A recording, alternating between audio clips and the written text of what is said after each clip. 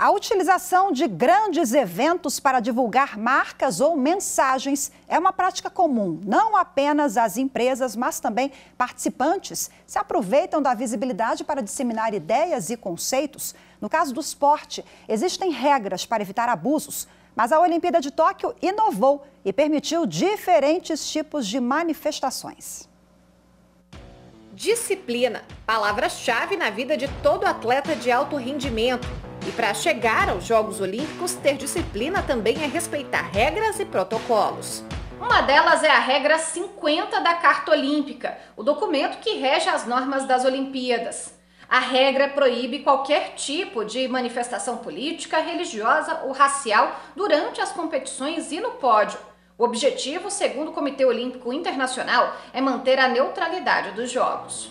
Este ano, para as Olimpíadas de Tóquio, no entanto, o Comitê Olímpico Internacional resolveu revogar a decisão que impedia as redes sociais oficiais das competições de publicar imagens de protestos e gestos durante as provas, mas manteve a proibição para manifestações no pódio de medalhas. Para a pesquisadora Silvana Gellner, é difícil separar os Jogos Olímpicos de movimentos políticos e sociais. Eu penso que as manifestações, portanto, que a gente está vendo, elas são naturais no sentido que elas podem estar nesse espaço, porque esse espaço ele é um espaço de grande visibilidade. E eu acho que isso não fere o espírito esportivo. O espírito esportivo não é neutro, não é isento de decisões políticas, ele não é isento de decisões econômicas e não é isento de decisões identitárias. Então essa manifestação, do meu ponto de vista, engrandece o esporte. Apesar das regras rígidas, as Olimpíadas de Tóquio já começaram com manifestações. Ginastas alemãs se manifestaram sobre a sexualização das roupas das atletas e usaram macacões que cobriam todo o corpo. Já uma atleta norte-americana do arremesso de peso, ao receber a medalha de prata, ergueu os braços e cruzou os punhos. Gesto que, segundo ela, foi em prol dos oprimidos dentro e fora do esporte. Para analisar possíveis transgressões e julgar a possibilidade de punir atletas, o Comitê Olímpico Internacional tem uma comissão disciplinar. Cada caso é analisado por 3 árbitros. Os atletas têm o direito de recorrer da decisão. Todo o trâmite é feito dentro do ordenamento jurídico desportivo previsto pelo Comitê Olímpico.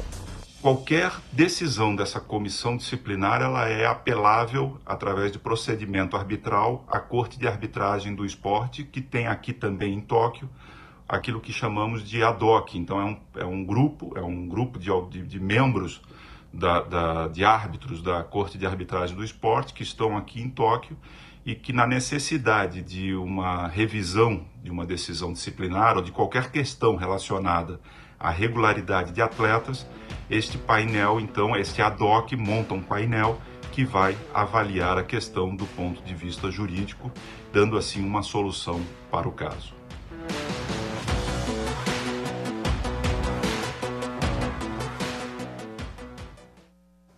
E para falar mais sobre o assunto, eu converso agora ao vivo pela internet com o vice-presidente da Comissão Especial de Direito Desportivo da OAB Nacional, Dr. Maurício Corrêa da Veiga. Muito obrigada por participar conosco. Boa tarde, um prazer voltar a conversar com o senhor.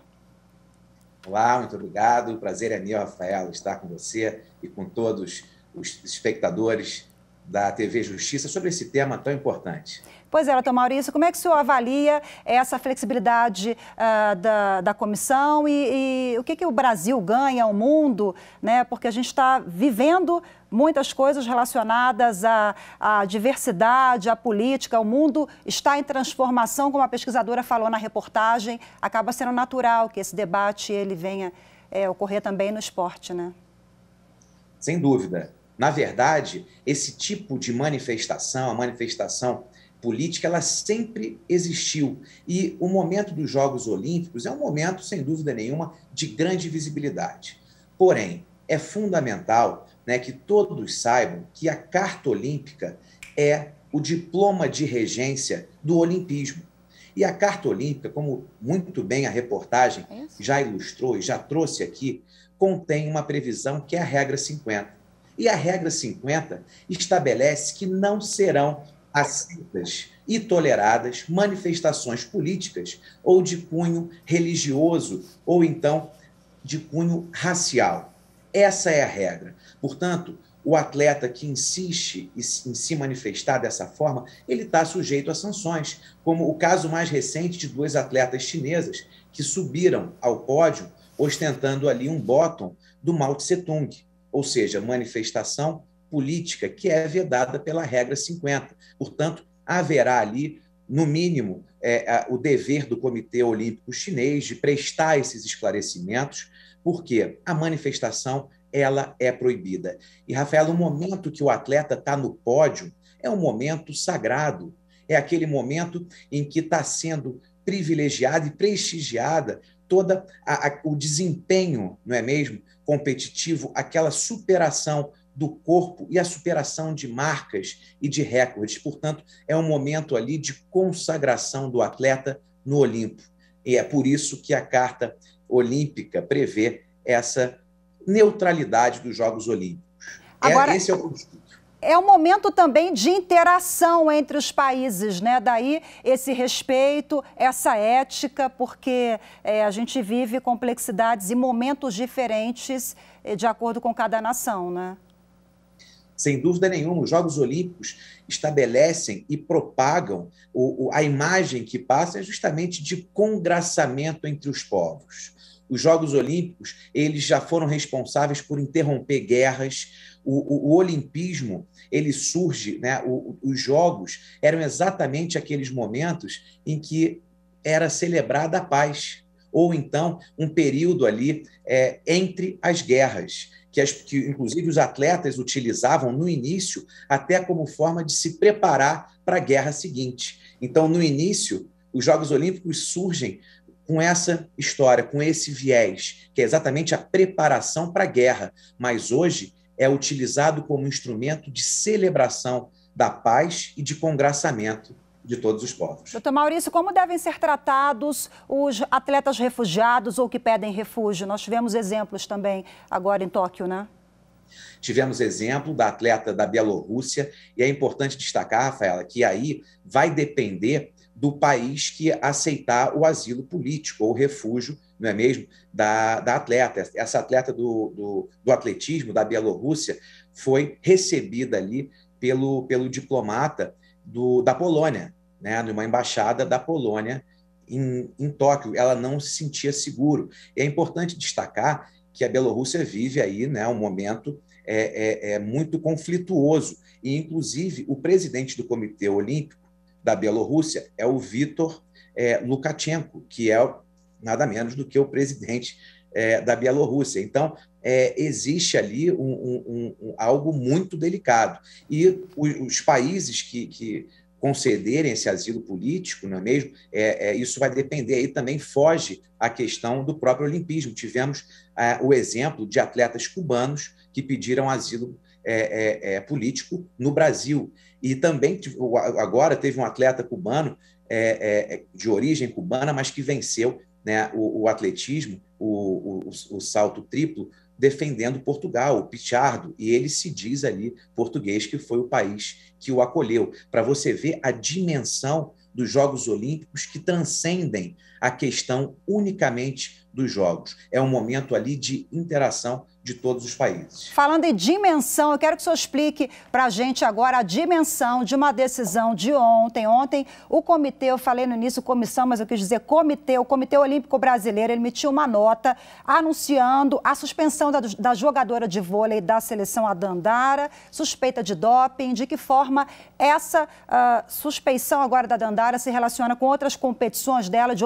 outros atletas também, aqui no Brasil e outros torneios? Pois é, um outro princípio do olimpismo é justamente o atleta competir em igualdade de condições, sem substâncias, né, que aprimorem o seu desempenho. E existe, então, uma busca grande aí pelo fair play, para você afastar qualquer substância que possa mascarar ou oferecer algum tipo de vantagem para o atleta. E a UADA, então, é muito exigente, e a Tandara foi pega no exame antidoping no período que estava concentrada ainda em Saquarema, antes de viajar para Tóquio. Foi detectada uma substância proibida. E é importante destacar, Rafaela, que nesse momento, apenas o doping dessa jogadora não é suficiente para provocar uma punição para toda a seleção brasileira de vôlei, o que seria algo trágico, principalmente diante do desempenho espetacular dessas atletas que vão disputar, inclusive, a medalha de ouro. Agora, se por acaso outras atletas também forem pegas em exame antidoping, aí sim poderá haver uma sanção severa, inclusive com impossibilidade de disputa, desclassificação e perda da medalha. Então, vamos torcer para que fique só nessa atleta, né? Eu acho que foi algo pontual. Não posso e não tenho condição aqui de fazer nenhum juízo de valor.